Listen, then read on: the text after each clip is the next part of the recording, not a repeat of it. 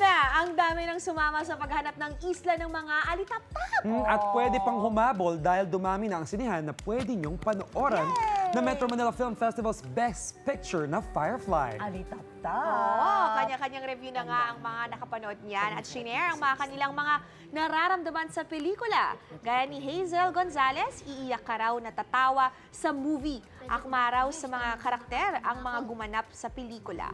Go Firefly daw! Sana raw madagdagan pa ang sinihan. Gumaan naman daw ang feeling after makapanood ni Mariles Flamiano. Nag-cry daw sila ng kanyang apo. Lahat daw ng eksena sa Firefly may kurot sa puso. Nakarelate naman daw si Ferdinand Francisco sa pelikula. Perfect daw talaga. From story, picture, production, cinematography, visual effect at hanggang sa cast. Kudos to GMA Public Affairs at GMA Pictures. Yes! Nakalate din ang single mom na si Kim Hea Diego, lalo na sa hirap ng isang magulang sa pagpapalaki ng anak. Sobrang worth it daw ang bayad sa Firefly. Nako mga magulang, papahuli ka pa ba? Pati mga anak, papahuli ba kayo? Sama na sa panonood ng Firefly now on its second week.